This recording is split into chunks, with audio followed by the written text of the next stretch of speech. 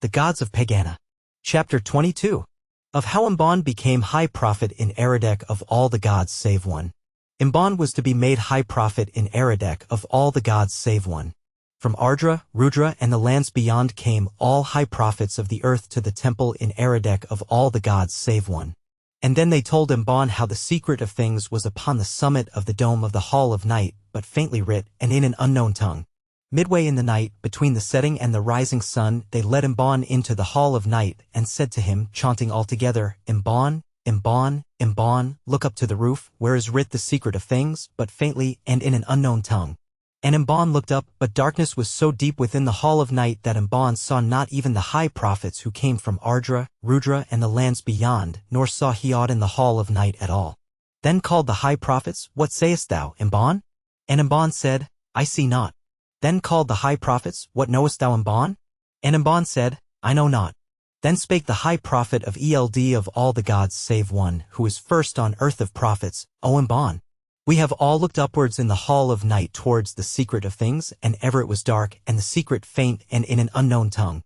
And now thou knowest what all high prophets know. And Imban answered, I know. So Imban became high prophet in Eredek of all the gods save one, and prayed for all the people who knew not that there was darkness in the Hall of Night or that the secret was writ faint and in an unknown tongue. These are the words of Imban that he wrote in a book that all the people might know. In the 20th night of the 900th moon, as night came up the valley, I performed the mystic rites of each of the gods in the temple as is my wont, lest any of the gods should grow angry in the night and whelm us while we slept.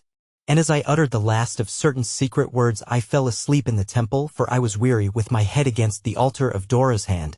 Then in the stillness as I slept, there entered Dora's hand by the temple door in the guise of a man, and touched me on the shoulder, and I awoke. But when I saw that his eyes shone blue and lit the whole of the temple, I knew that he was a god though he came in mortal guise. And Dora's hand said, Prophet of Dora's hand, behold that the people may know. And he showed me the paths of Sish stretching far down into the future time.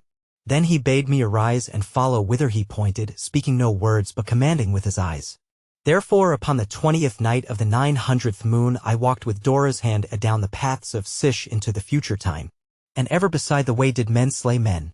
And the sum of their slaying was greater than the slaying of the pestilence of any of the evils of the gods. And cities arose and shed their houses in dust, and ever the desert returned again to its own, and covered over and hid the last of all that had troubled its repose. And still men slew men. And I came at last to a time when men set their yoke no longer upon beasts but made them beasts of iron. And after that did men slay men with mists.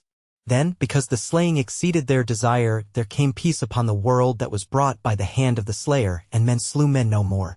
And cities multiplied and overthrew the desert and conquered its repose. And suddenly I beheld that the Endi was near, for there was a stirring above Pegana as of one who grows weary of resting, and I saw the hound Time crouch to spring, with his eyes upon the throats of the gods, shifting from throat to throat. And the drumming of Skarl grew faint. And if a god may fear, it seemed that there was fear upon the face of Dora's hand, and he seized me by the hand and led me back along the paths of time that I might not see the Endi. Then I saw cities rise out of the dust again and fall back into the desert whence they had arisen, and again I slept in the temple of all the gods save one, with my head against the altar of Dora's hand. Then again the temple was alight, but not with light from the eyes of Dora's hand, only dawn came all blue out of the east and shone through the arches of the temple. Then I awoke and performed the morning rites and mysteries of all the gods save one, lest any of the gods be angry in the day and take away the sun. And I knew that because I who had been so near to it had not beheld the Endi, that a man should never behold it or know the doom of the gods. This they have hidden.